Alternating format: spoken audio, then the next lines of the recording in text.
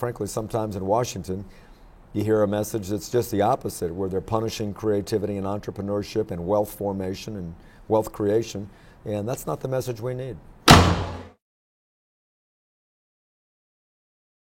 Governor McDonnell, thank you for joining Human Events for an interview. Glad to do it, Jason. Thanks. Now, how did you balance the budget without raising taxes here in Virginia? Well, like a CEO of a company, when you don't have the revenues coming in, you got to make tough calls. And my predecessor had made some cuts, but the toughest ones were yet to come. And we decided, while he left me with a $2 billion tax increase, that we were not going to do that. It was coming out of a global economic downturn, the worst thing to do is levy $2 billion in new taxes on people.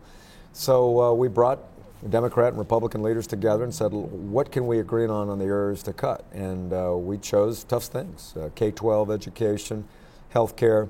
But we also did some things to try to restructure government with a hiring freeze and consolidating boards and commissions and agencies, eliminating mid-level management positions, and all of that got us to the point where we were able to cut an additional $2 billion out of the budget in 2011 and 12. So it worked, and within 5 months we had a $403 million budget surplus, and now Virginia's on a pretty good recovery path. Now, there are many politicians who are afraid to take these bold stances and make the tough cuts, as you outlined, because they think that the people of their state are not going to go along with it. But you say the people of Virginia have gone along with them.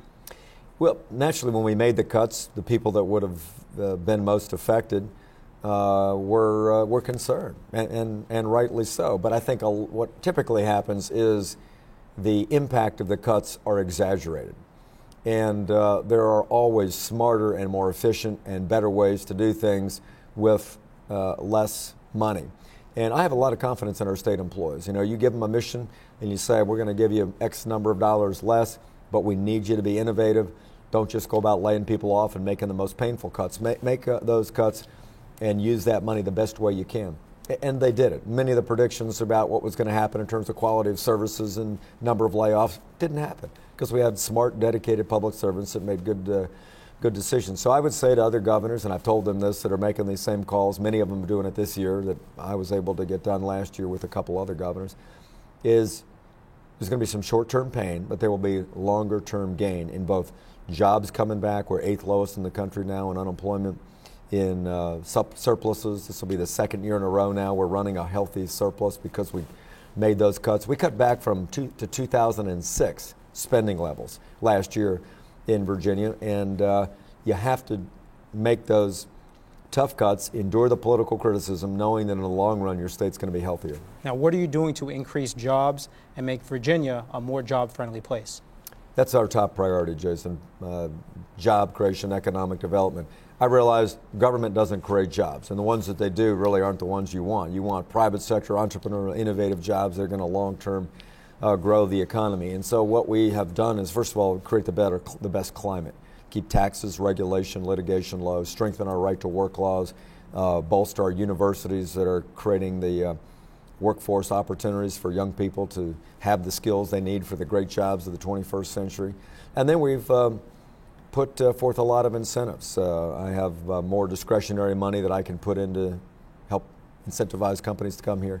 We created targeted incentives in everything from film, tourism, wine, aerospace for people to invest in Virginia. We cut down bureaucracy for small business people because that's where 70% of your new jobs come from. We created trade offices in China and India and in England. In fact, I'm going to China this week. I'm leaving for Japan, China, and Korea to tell the Virginia story about why they should invest here. And then that's the final thing is you got to look people in the eye and say, look, Virginia's a great place to do business. Look at all our great rankings. We have good incentives. We're a business-friendly place.